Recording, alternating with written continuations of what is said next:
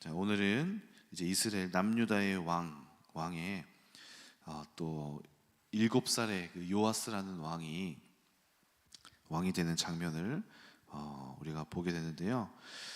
여기 보니까 우리가 예후를 우리가 지난주부터 해서 예후라는 사람을 하나님께서 세우셔서 북이스라엘의 왕으로 새로운 왕조를 세우는 것을 보았습니다.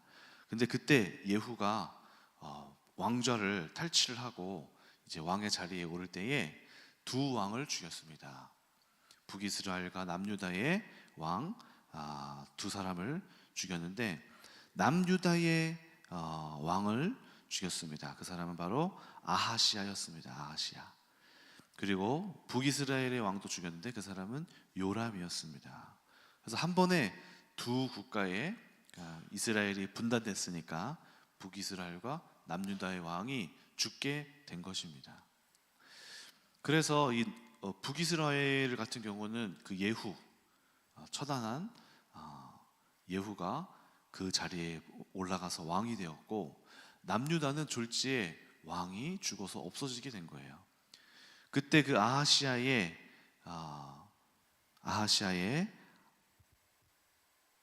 어머니가 있었습니다. 아하시아의 어머니, 그게 바로 아달랴였습니다. 아달랴. 이 아하시아의 어머니 아달랴가 그 전까지 아들을 놓고 이제 왕위를 이렇게 보다가 아들이 죽는 것을 보고 자기가 이제 섭정을 하면서 통치를 하기 시작하는 거예요. 여기 보니까 11장 1절에 보니까 어떻게 되어 있습니까? 아하시아의 어머니 아달랴가 그의 아들이 죽은 것을 보고 일어나 왕의 자손을 모두 멸절하였으나, 여기에서 아주 무서운 장면이 나타나는데 바로 이 아달랴가 자신의 아들이 죽어서, 그러면은 보통은 그 자녀들이 왕이 되면 되잖아요. 그 손자들까지 다 죽이고 자기가 왕이 되려고 하는 거예요. 얼마나 무서운 사람입니까? 그렇죠? 보통 자신의 손자가 왕위가 되게 놔두지 손자를 죽이면서 자기가 왕의 자리에 올라가지 않는단 말이죠. 보통 여자가 아닌 거예요. 그래서 이 여자가 누군가 보니까 바로 이 사람은 바로 아합 왕의, 북이스라엘 아합 왕의 딸이에요. 딸. 그래서 어머니가 누군 거죠? 이 아달랴의 어머니 이세벨, 아합과 이세벨. 그 사람의 딸이 이제 남유다와 정약 결혼을 맺기 위해서 결혼을 하기 위해 남유다로 내려온 거죠. 그래서 여호사밧이라는 신실한 자가 남유다의 왕이었을 때 자기 아들과 이 아달랴를 맺어준 거예요. 그래서 정약 결혼이 되어서 그 아달랴가 북이스라엘에서 내려와서 남유다에서 결혼을 해서 살게 된 겁니다. 이 아달랴의 어머니가 이세벨이었고 아버지가 아합이었잖아요. 그렇죠? 이 아합과 이세벨이 어땠습니까? 아합과 이세벨이 북이스라엘 왕조에서 강력하게 타락한, 영적 타락을 가장 크게 한 왕조가 바로 아합과 이세벨이었잖아요. 선지자 엘리야와 싸우게 할 정도로 아합 왕이 있을 때에 또 선지자들이 얼마나 숨어 지냈는지 7,000명이 숨어 있다고 엘리야에게 하나님이 알려줄 정도로 바알을 섬겼던 세력이 엄청나게 강력했던 시기가 그 시기였습니다. 또 이세벨은 또 외국 국가의 또 딸이었는데 거기에서 다 이방신들을 데리고 와서 이스라엘에 다 뿌리 내리게 한 인물이죠. 그러니까 이 아달랴가 자기가 이제 자기 아들이 이제 죽었으니까 손자들까지도 무정하게 다 죽이고 자기가 통치하려고 하는 욕심을 가지고 있었던 것이 드러나게 된 것입니다. 그래서 이 아달랴는 두 가지 욕심이 있었는데, 첫 번째는 권력의 욕심이 있었던 것이고, 두 번째는 종교적으로 자기 어머니 쪽에 그 바알 세력을 이 땅에 더 뿌리내리기 위한 목적을 갖고 아주 사악한 여왕이 등극하게 된 것입니다. 그래서 약 7년, 6년에서 7년 정도를 이 여왕이 통치를 하게 되는 장면을 우리가 보게 된 것입니다. 이 말씀을 읽으면서 우리는 저는 몇 가지 묵상을 좀 하게 되었는데요. 첫 번째는 이 아달랴라는 한 사람이 들어오게 된 것이죠.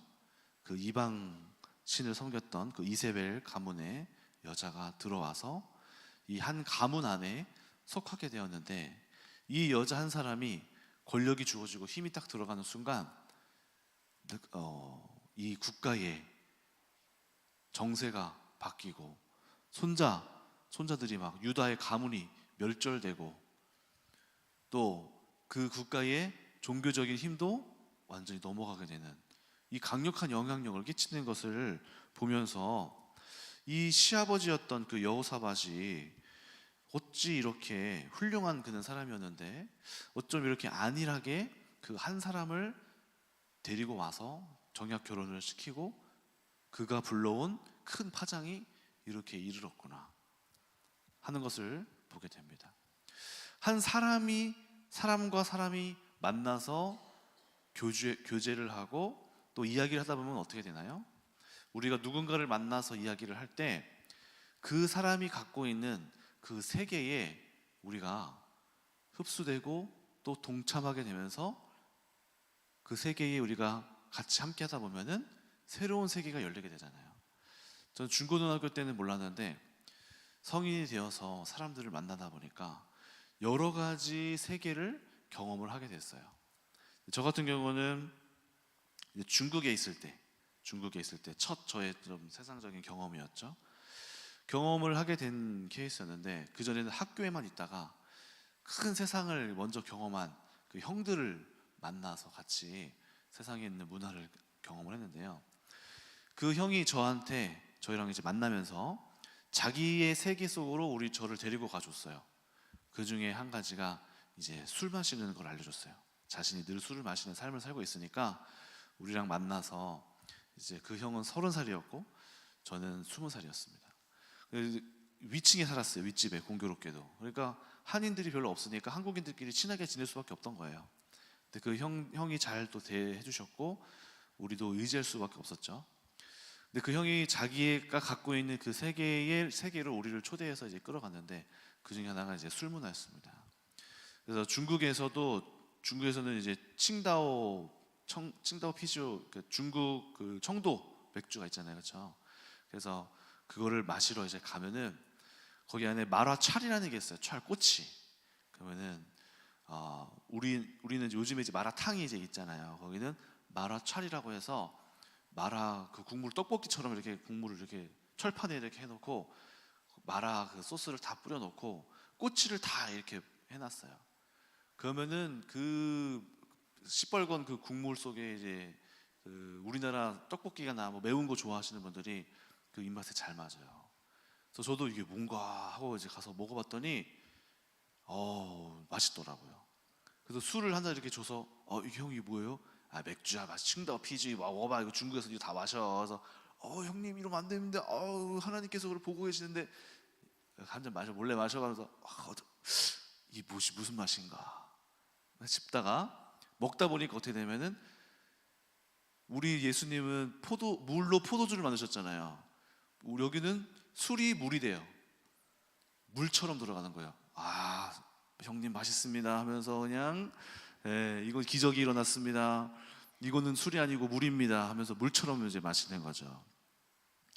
그래서 이제 그렇게 술 문화를 많이 배웠어요. 그때 그 형을 만나면서.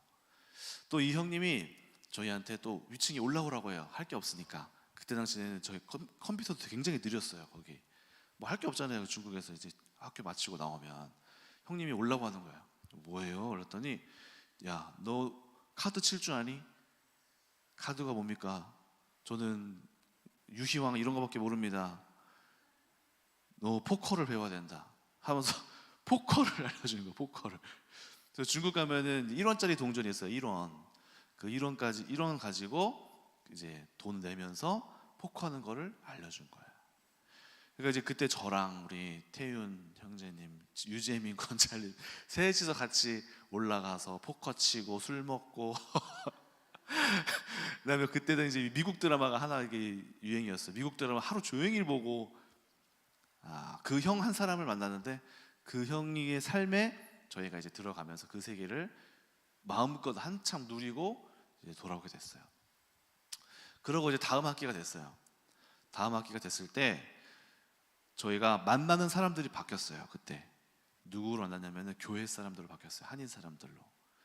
그래서 이제 그 전에는 그 형이랑 만나다가 이제 방학 때에서 돌아왔는데 그때 수련회를 갔었거든요. 저희 교회에서 하는 인카운터 수련회. 그때 하나님 앞에 하나님, 제 삶이 이게 뭔가 공허합니다. 제 삶의 패턴이 좀 바뀌기를 원하고 좀 도움 주시기를 원합니다 하고 이제 그때 기도했었던 게 생각이 나요. 그래서 이제 기도를 하고 이제 갔는데 감사하게도 하나님이 환경을 바꿔주시는 일을 주셨어요. 그때 한인교회 사람들을 만나면서 새로운 사람들과 교류를 하기 시작했습니다. 그래서 좀 신앙적인 사람들, 영적인 사람들과 교제를 했어요. 그래서 자연스럽게 이 형들하고는 좀 뭔가 이제 멀어지게 되고 교회 사람들하고 만나면서 성가대에 들어가게 되고 그리고 수련회에 가게 되고 수요 예배를 가게 되고 금요 예배를 가게 되고 뭔가 이제 계속해서 영적인 자리에 가고 그 세계에 있는 사람들을 만나고 교류하게 됐어요. 그러니까 생활 패턴이, 환경이 바뀐 거죠. 나는 그대로인데 환경이 바뀌었어요. 새로운 사람들이 바뀌었어요. 그러니까 새로운 사람들이 갖고 있는 그 세계에 이제 제가 또 들어가게 된 거죠. 그래서 그 세계에 들어가서 가다 보니까 저도 모르게 그 세계에 빠져들게 되고 또 그 세계에 영향을 받게 되고 하나님께서 세우신 그 공동체 안에 있는 그 문화와 그 영적인 체험들을 저도 같이 하게 되었어요. 그러면서 이제 자연스럽게 저에게도 그 전에는 자연스럽게 어떤 사람을 통해서 그 세계로 들어갔다면, 악한 세계로 들어갔다면, 세상적인 세계로 들어갔다면 이제는 또 한 사람을 만나면서 그 하나님의 세계로 들어가게 됐다는 거죠. 제가 오늘 이 이야기를 왜 말씀드리냐면은 이 사람이라는 존재는 우리가 어떤 환경을 준비해 놓고 어떤 사람을 만나느냐에 따라서 그 사람을 통하여서 들어가는 그 세계 속에서 이 환경에 따라서 우리 자신이 변하더라, 바뀌더라. 그래서 지혜로운 사람들은 어떤 작업을 하냐면 사람을 변화시키기 위해 환경과 자리를 세팅해주고 만들어줍니다. 그것을 바꿔주는 거예요. 그러면 그 사람에게 이제 변화가 일어나요. 그래서 저희 이제 학교도 보면은 대안학교를 지금 하고 있지 않습니까? 저희 학교에 이제 많은 친구들이 또 와서 있게 되는데요. 학교 안에 변화들이 많이 일어나요. 이번에 이제 제가 경험한 한 친구의 변화는 그 친구가 3년 내내 이제 학교에서 적응을 잘 못하고 친구를 잘 못 사귀는 친구가 있었어요. 근데 이 친구가 제가 이제 고등학교로 올라갈 때 1대1 상담을 하게 됐었는데 너 우리 학교 와서 같이 한번 환경을 바꿔보자. 너 기존에 지금 3년 동안 똑같은 패턴으로 이렇게 가고 있는데 변화가 있었냐? 변화가 없었대. 여기에선 고등학교 간다고 해서 새로운 변화가 있겠냐? 새로운 변화 없다. 여기서 한번 같이 한번 다시 변화해보자. 갔더니 이제 저희는 선생님들이 좀 신경을 더 써주고 또 말씀이 있고 말씀으로 가르치고 당연히 변화가 있을 수밖에 없어요. 다른 환경이니까. 이번에 이 친구가 변화가 일어나서 이번에 이 친구가 고등반 반장이 됐어요. 자기가 혼자 하겠대. 아무도 안 하는데 제가 반장하겠습니다 하고 반장이 됐어요. 놀라운 변화가 일어난 거예요. 이렇게 말하는 친구가 아니에요. 항상 뒤에 숨어 있고 그 뒤에 어둡게 그늘져서 이렇게 쭈뼛쭈뼛 이렇게 있는 친구였는데 변화가 일어난 거죠. 그렇죠? 그래서 저도 이제 우리 아이를 이제 키우고 있지만은 지금 유민이가 이제 한 3살, 4살 됐는데 한글을 이제 배우고 있거든요. 지금 저희 집에 이제 TV가 있어요. 그래서 TV를 엄청 좋아해요. 저희도 어쩔 수 없이 이제 애 둘을 키우다 보니까 TV를 보여주고 막 집안일을 하고 막 이렇게 하다 보니까 애가 TV를 막 잘 보더라고요. 그래서 제 마음속에서도 하나 결단한 게 뭐냐면은 이제 우리 딸이 한글을 배우고 글을 읽기 시작하면 집안에 있는 환경을 바꿔야겠다. 집에서 TV를 볼 수 없게 하고 책장을 놓고 공부할 수 있는, 집에 오면 그냥 책상이 있고 책이 있는 환경을 바꿔줘야겠다. 이런 마음을 갖고 있어요. 계획하고 있어요. 그러니까 환경을 바꿔줘야지 그 사람이 그 환경에서 녹아들고 그 환경에서 어떤 것을 할 수 있을지. 그리고 저녁마다 그냥 놔두면 또 안 되잖아요. 저녁에 가서 같이 책상머리에 앉아서 이야기하고 또 토론도 하고 어떤 책 읽었니, 책 나눔도 하고 어떻게 살았니 이야기를 할 수 있는 거를 내가 의도적으로 시간을 좀 내서 이렇게 그 자리를 만들어줘야겠다 하는 환경에 대한 마음을 품고 있는 것이죠. 그래서 우리는 사람을 준비하고 또 환경을 준비하고 이런 계획들을 해나가야 될 것입니다. 두 번째로 우리가 묵상할 것은 오늘 본문에서 어떠한 어려움 속에서도 끊어지지 않는 그 하나님의 신실하심을 묵상할 수 있습니다. 오늘 본문에서 유다의 왕가가 멸망하기 직전에 놓였습니다. 그런데 그 아하시아의 누이인 여호세바가 2절에 요람 왕의 딸 아하시아의 누이, 죽임당한 왕의 누이 여호세바가 자신의 조카를 이렇게 몰래 죽어가는, 죽임을 당하는 와중에 몰래 빼내어서 이렇게 숨겨서 지냅니다. 그리고 그의 남편이 바로 제사장 여호야다예요. 남편. 성전에서 몰래 6년 동안 키우게 되는 거예요. 그러니까 유대 왕가가 왕가 모든 일가가 이제 일족이 멸하게 되는 순간에 그 중요한 하나의 뿌리가 살아남게 되는, 그리고 그가 오늘 본문에서 6년이 지난 7살이 된 해에 여호야다가 병사들을 모으고, 왕이 있으니까 병사들을 모으고 철저하게 준비를 해서 결국에는 왕권을 새롭게 수립하고 이 아달랴를 처단하는 모습을 오늘 보게 됩니다. 이 장면에서 우리는 하나님의 그 신실하신 손길, 우리 눈에 보기에는 뭔가 완전히 지금 실패했고 지금 끝났고 아달랴가 완전히 자리를 잡았고 그가 통치하고 있고 소망을 다 잃어버렸고 아무것도 없는 것 같은데, 하나님의 손길은 언제나 이렇게 신실하심이 늘 우리 가운데 이 저변에서 함께하고 계시고 반드시 우리 가운데 역전을 준비하고 계신다는 사실을 우리는 오늘 본문을 통해서 알 수 있습니다. 악이 승리하는 것처럼 보이고 뭔가 망해가는 것처럼 보이고 실패하는 것처럼 보이지만 하나님은 준비하고 계시고 승리를 예비하고 계신다는 것이고, 마침내 때가 이르렀을 때에 우리 가운데에 놀라운 승리를 허락하신다는 사실을 기억해야 합니다. 이스라엘 때 모세가 그랬습니다. 모든 사내 아이를 죽이려 했을 때 살아남아서 왕가에서 교육을 받았던 모세. 헤롯 왕이 2살 아래 사내 아이를 죽이라고 했을 때, 많은 아이들이 죽어나갈 때 이스라엘이 그 뿌리가 멸망할 것 같은 순간에도 하나님께서는 예수님을 피신시키셔서 반드시 보호하여서 그 한 줄기를 남겨두셨다는 것. 그래서 우리 가운데에서도 이런 하나님의 신실하심을 믿고 우리가 인내할 수 있어야 합니다.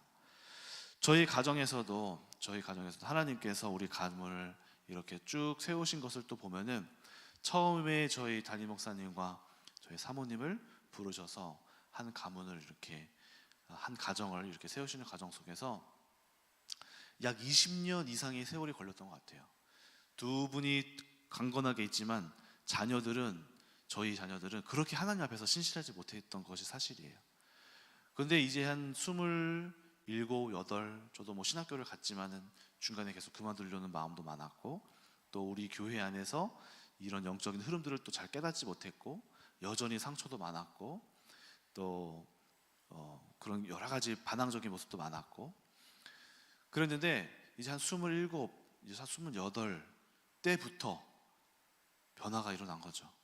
그때부터 하나님이 저희 가정에도 역사하셔서 저의 마음을 돌이키시고 저의 많은 부분들을 터치하시고 어머니와 아버지와의 관계를 풀어내시면서 제가 이 가정 안에 한편으로 쏙 들어오고, 이바울 목사님도 그 사람 나름대로의 가정을 거치면서 하나님 안에서 이 가정으로 들어오고, 이은혜 자매도 그 다음으로 또 들어오고, 이제는 에스더도 돌아올 것 같지 않았던 그 에스더도 긴 세월, 지금 벌써 몇 년입니까? 20 몇 년이 또 지났고, 그 딸만 치면은 그 긴 세월을 지나서 이제야 뭔가 이제 돌아올 조짐이 보이기 시작하고, 이렇게 한 사람 한 사람 하나님께서 우리 가정 안에 구원의 역사를 해 나가고 성령으로 하나가 되게 하시는 그 과정이 꽤 긴 시간이 걸린다는 거예요. 저만 해도 벌써 제가 이제 우리 가정 안에 깊게 완전 마음을 놓고 딱 들어오기 시작한 것도 28년, 벌써 그 시간이 걸려서야지만이 비로소 안정감 있게 오게 된다는 거죠.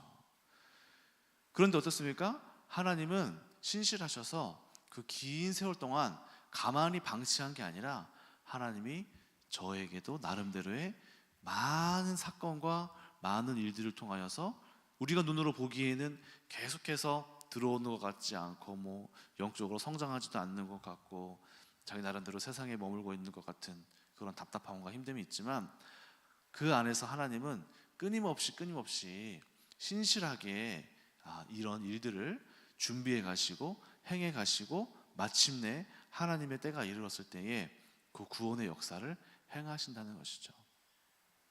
그래서 우리는 이런 것들을 꿈꾸고 또 우리는 이런 일들을 우리가 마음속 가운데에 예비해 놓고 있어야 합니다.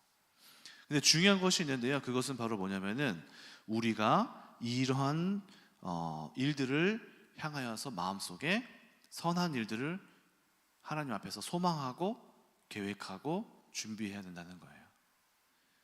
그냥 맡겨두고 그냥 아무렇지도 않고 하나님께서 알아서 하시겠지 하고 놔두는 게 아니라 우리는 우리 나름대로의 하나님 앞에서의 플랜을 가지고 있어야 합니다. 오늘 여기 본문 안에서 그 제사장 여호야다가 어떤 준비를 해 나갑니까? 이 안식일 날 성전에서 호위병 3분의 1은 여기 준비하고 3분의 1은 여기 배치하고 3분의 1은 여기에 배치하면서 계획을 하고 준비를 하고 어떻게 이것을 역전할 것인가, 어떻게 이 왕위를 계승할 것인가를 생각하고 준비한단 말이죠. 그래서 우리도 역시 이 하나님의 나라의 이 구원의 역사, 가정을 구원하는 일이든 또는 사역을 하는 일이든 무엇을 하는 일이든 간에 우리가 준비하고 플랜을 가지고 소망을 가지고 이런 일들을 철저하게 우리의 계획 안에서 꿈들을 이렇게 하나씩 큰 그림을, 밑그림을 그려갈 필요가 있습니다. 그냥 무작정 하나님 도와주십시오, 하나님 무작정 이렇게 하게 해주십시오가 아니라 하나님 어떻게 준비를 해야 할까요? 어떻게 해 나가기를 원하십니까? 하는 큰 그림까지도 우리가 준비할 수 있어야 된다는 것이죠. 그래서 저도 이제 청년부 사역을 해 나갈 때에도 그냥 무작정 이렇게 해야지, 무작정 저렇게 해야지 하지 않았어요. 저는 한 5년에서 한 6년 정도의 준비를 기간을 가져야겠다. 우리 청년부 제가 딱 부임하면서부터 이제 같이 함께하는 사람들을 이렇게 준비해 나가는데, 내가 내 사람들을 좀 나와 호흡이 맞고 또 나와 이렇게 마음이 맞고 내가 하면 그 이상의 것들을 해낼 수 있는 마음이 맞는 사람들을 좀 내가 만들어야겠다.